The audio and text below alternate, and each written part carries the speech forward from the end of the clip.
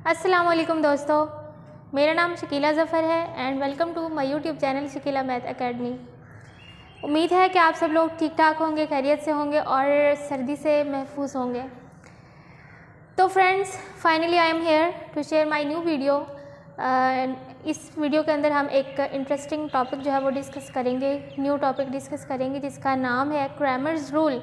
Last video में हमने discuss किया था जो हम सिमिल्टेनियस इक्वेशन को फाइंड करने के लिए, सॉल्व करने के लिए दो मेथड्स जो है वो इस्तेमाल करते हैं, जिसमें फ़र्स्ट मेथड था मैट्रिक्स इन्वर्जन मेथड जो कि लास्ट वीडियो में मैंने डिस्कस किया था, और दूसरा जो मेथड है वो है क्रैमर्स रूल। तो आज की इस वीडियो में तो हम इसका जनरल एक्सप्रेशन जो है वो डिस्कस करेंगे, सॉल्व करेंगे, लेकिन इसके जो एप्लीकेशंस हैं उसके लिए भी मैं आपको एक न्यू वीडियो जो है वो प्रोवाइड कर दूंगी, जिसमें हमें पता चलेगा कि हमने क्रैमर्स रूल को अप्लाई करते हुए किस तरह से हमने किसी भी क्वेश्चन को सॉल्व करना है। मोस्टली हमारे पास इसमें दो इक्वेशंस होती हैं। यहाँ पे हम एक सिस्टम ऑफ लीनियर इक्वेशन जो है वो फर्स्ट कर लेते हैं, लेट कर लेते हैं। जो फर्स्ट इक्वेशन है इसको हम इक्वेशन नंबर 1 का नाम भी दे सकते हैं, या फिर नाम भी दें तो कोई मसला नहीं है। इक्वेशन नंबर 1 में हम क्या करेंगे, ax + by = m, ये इक्वेशन नंबर 1 है। और इक्वेशन नंबर 2 हमारे पास है cx + dy = n। ठीक है, इसको हम मैट्रिक्स की फॉर्म में किस तरह से लिखते हैं, एज वी नो दैट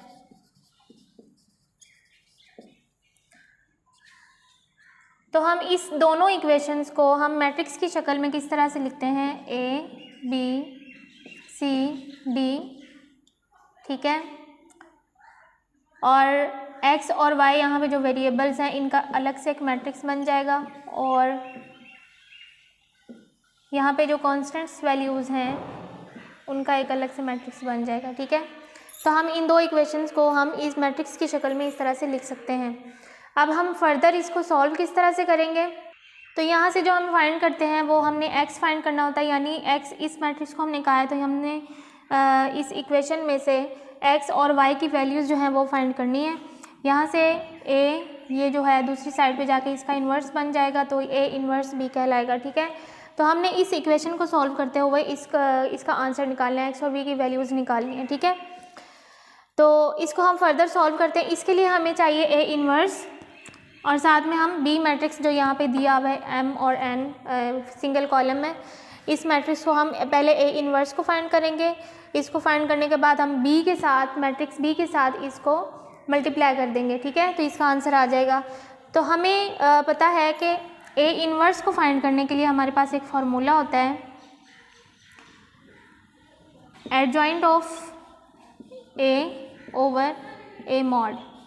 ठीक है, तो a इन्वर्स को हमारे पास ये फाइंड करने के लिए हमारे पास एक ये वाला फार्मूला होता है। इसके लिए हमें चाहिए एडजॉइंट ऑफ a, यानी जो a मैट्रिक्स जिसको हमने कहा है उसका एडजॉइंट, और नीचे डिनोमिनेटर में a का मॉड चाहिए, यानी a का मॉड्यूलस वैल्यू हमने फाइंड करनी है। सबसे पहले हम फाइंड कर लेते हैं a की मॉड्यूलस वैल्यू क्या है। यहाँ पे मैट्रिक्स a ये है। ठीक है, तो इसकी हम मॉड्यूलस वैल्यू फाइंड करते हैं। मॉड्यूलस वैल्यू क्या होती है, हमने a b ये डायगोनल एलिमेंट्स को आपस में मल्टीप्लाई करना है, माइनस c d। ठीक है, तो ये हमारे पास आ जाएगी a की मॉड्यूलस वैल्यू आ जाएगी। ठीक है, और दूसरी चीज़ जो हमारे पास है a इन्वर्स में जो हमने फाइंड करनी है वो एडजॉइंट ऑफ a है। तो एडजॉइंट ऑफ a फाइंड करने के लिए हमारे पास ये एक मेथड होता है कि एडजॉइंट ऑफ a कैसे फाइंड करेंगे, इसके जो डायगोनल एलिमेंट्स हैं इसको हम रिप्लेस कर देते हैं, यानी ये जो d यहाँ पे आ रहा है ये यहाँ पे चला जाएगा और ये यहाँ पे आ जाएगा a, और जो दूसरी डायगोनल एलिमेंट्स हैं, दूसरी एंट्रीज़ हैं, उनके हम साइन चेंज कर देते हैं। यहाँ पे -b हो जाएगा और यहाँ पे -c हो जाएगा। ठीक है, तो ये तो हमारे पास आ गया, एडजॉइंट ऑफ a भी आ गया और a मॉड भी आ गया। अब हम इन दोनों की वैल्यूज़ जो हैं वो इस इक्वेशन के अंदर पुट कर सकते हैं, जिससे हमें a इन्वर्स फाइंड हो जाएगा। ठीक है, तो हम जस्ट इसकी अब वैल्यूज़ इसके अंदर हम पुट करेंगे, a इन्वर्स = अब एडजॉइंट ऑफ a की जगह पे हम इसकी ये वाली वैल्यू आ जाएगी जो हमने फाइंड की है, यहाँ पे नहीं, यहाँ पे करते हैं A inverse is equal to adjoint of A की जगह पे हम लगा देंगे इसकी वैल्यू ए, और जो इसका ए मॉड आया है उसकी जगह पे ये वैल्यू आ जाएगी। ठीक है, A B minus C D. अब हम फर्दर इसको इस तरह से भी लिख सकते हैं 1 over A B minus C D into ये वाला मैट्रिक्स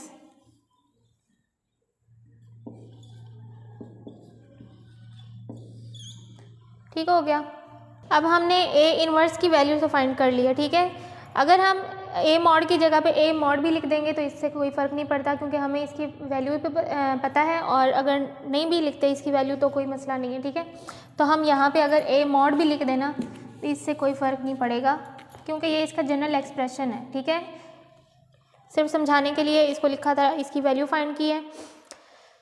अब हमने फर्दर क्या करना है, ए इन्वर्स की वैल्यू तो हमारे पास फाइंड हो चुकी है। ठीक है, तो अब ए इन्वर्स की वैल्यू हम इस इक्वेशन के अंदर पुट करेंगे, क्योंकि हमें एक्स चाहिए। ठीक है, एक्स की वैल्यूज़ चाहिए, यानी इसको हमने जिस मैट्रिक्स को नाम दिया था एक्स और वाई इसके अंदर है, तो इसको हम फाइंड करेंगे, एक्स और वाई की वैल्यूज़ फाइंड करेंगे। ठीक है, तो कैसे करेंगे, इस इक्वेशन को हम कोई नाम दे देते हैं, इक्वेशन नंबर ए लिख देते हैं। ठीक है, हमने ए इन्वर्स की जो ये वैल्यू फाइंड की है हमने इस इक्वेशन के अंदर पुट करनी है। ठीक है, तो यहाँ पे इसको पुट करके आंसर निकाल लेते हैं। x into is equal to A inverse की जगह पे हम इसकी जो वैल्यू हमने ये वाली फाइंड की थी ये आ जाएगी d minus B minus C and A. ठीक है, और इसके साथ जो बी मैट्रिक्स है, बी मैट्रिक्स साथ मल्टीप्लाई हो रहा है, इसको हमने बी मैट्रिक्स कहा था, इसकी जगह पे इसकी वैल्यू आ जाएगी m एंड n। ठीक है, फर्दर हमने इसको क्या करना है, इसको 1 ओवर ए मॉड, जब हम सिंपल मल्टीप्लिकेशन करते हैं D M plus minus minus हो जाएगा बी एन। ठीक है, और इसी तरह हम सेकंड रो को इस कॉलम के साथ मल्टीप्लाई करेंगे minus C M plus plus plus A N. ठीक है, ये प्लस बाद में आ रहा है तो इसे हम इसको पहले भी लिख सकते हैं। ठीक है, इससे कोई मसला नहीं है। अब हम इसको x इज इक्वल टू किसके इक्वल आ जाएगा, इसके फर्स्ट एलिमेंट के नीचे भी ए मॉड आ जाएगा और सेकंड एलिमेंट के नीचे भी ए मॉड आ जाएगा। ठीक है, तो हम इसको इस तरह भी लिख सकते हैं D M minus B N over A mod. ठीक है, और जो सेकंड एलिमेंट है इसके नीचे भी हम डिनोमिनेटर में ए मॉड लिख सकते हैं। ठीक है, तो ये x की वैल्यू इसके इक्वल आ गई। अब हमने क्या करना है कि हमें जो जनरल एक्सप्रेशन के अंदर चाहिए वो है, तो हमारे पास जो x जिसको हमने जिस मैट्रिक्स को x बोला था वो ये था। ठीक है, x और y, तो x की जगह पे अगर देखा जाए तो हम इसको इस तरह भी लिख सकते हैं x एंड y, यानी ये वैल्यू जो ऊपर वाली है वो x के इक्वल आ जाएगी और जो नीचे वाली वैल्यू है वो y के इक्वल आ जाएगी। तो हम इसको ऐसे भी लिख सकते हैं, x is equal to, x की वैल्यू ये है तो हम x इज इक्वल टू लिख देंगे D M minus B N over A mod, और y is equal to, y की वैल्यू ये है तो ये इसके इक्वल आ जाएगी ओवर ए मॉड। ठीक है, तो अगर हम इसको मैट्रिक्स की फॉर्म में लिखना चाहें तो हम इसको इस तरह से लिख सकते हैं a into x mod and a into y mod, क्योंकि क्रैमर्स रूल के अंदर हमारे पास फाइंड करने के लिए ये वाली टर्म यूज़ होती है। ठीक है, a के बॉटम में x और a के बॉटम में y, और उनकी आगे जो फर्दर इसके मैट्रिक्स जो गिवन होते हैं एप्लीकेशंस के अंदर वो यूज़ होते हैं। ठीक है, तो हम इसको डायरेक्ट याद करने के लिए जो सबसे इजी मेथड है वो ये है कि डायरेक्ट हम a इंटू एक्स का मॉड हम जब लिखेंगे तो इसके लिए ये वाला मैट्रिक्स यूज़ होगा कि इसके फर्स्ट कॉलम में x का जो मैट्रिक्स था जिसको हमने b मैट्रिक्स था जो जिसको हमने b बोला था वो आ जाएगा m और n, और जो मैट्रिक्स A के अंदर जो मैट्रिक्स A है ना उसके फर्स्ट कॉलम की जगह पे हमने B मैट्रिक्स लिख देना है, और जो सेकंड कॉलम है वो एज इट इज़ सेम रहेगा B और D।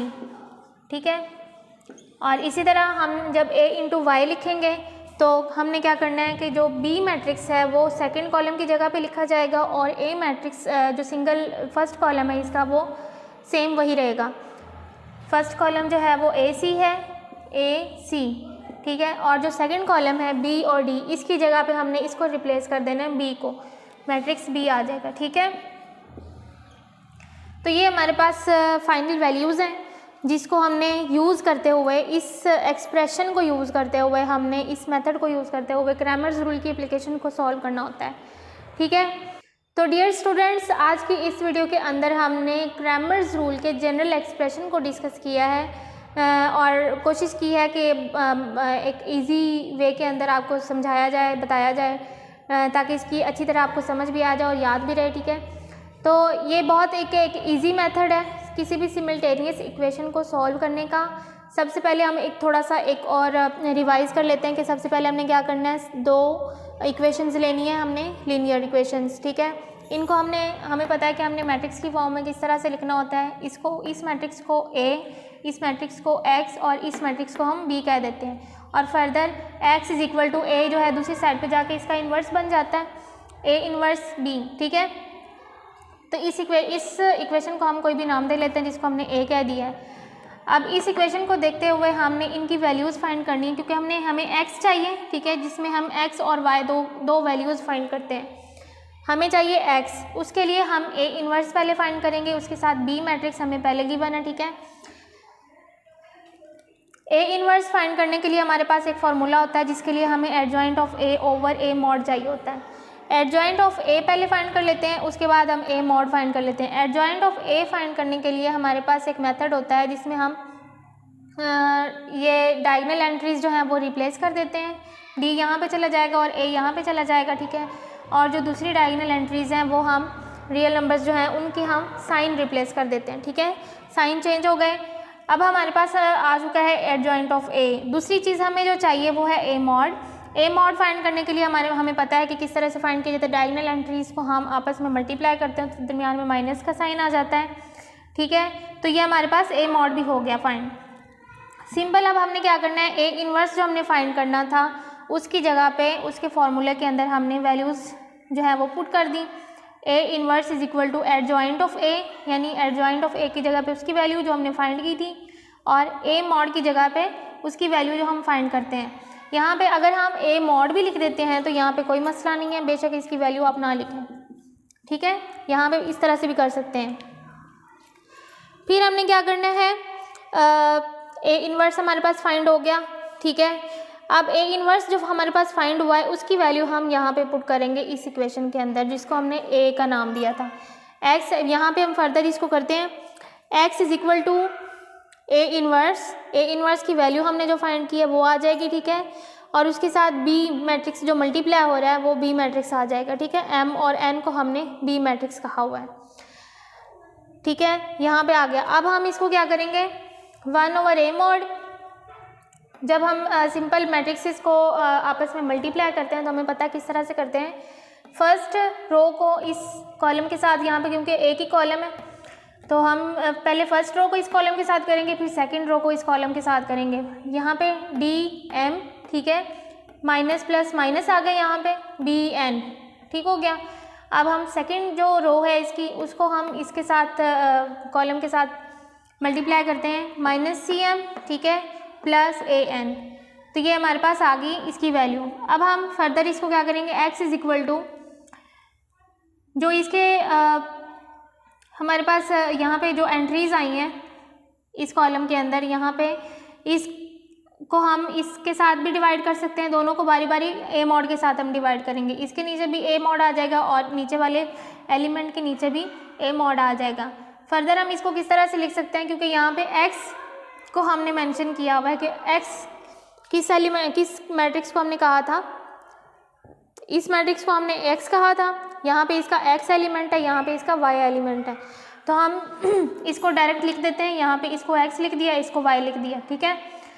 यानी X की वैल्यू जो है वो ये आ गई है, यहाँ पे लिख दी है, और Y की वैल्यू ये आ गई है, वो यहाँ पे लिख दी है। अब जो क्रैमर्स रूल के अंदर जो टर्म यूज़ होती है वो होती है A इंटू X का मॉड और A इंटू Y का मॉड, ठीक है।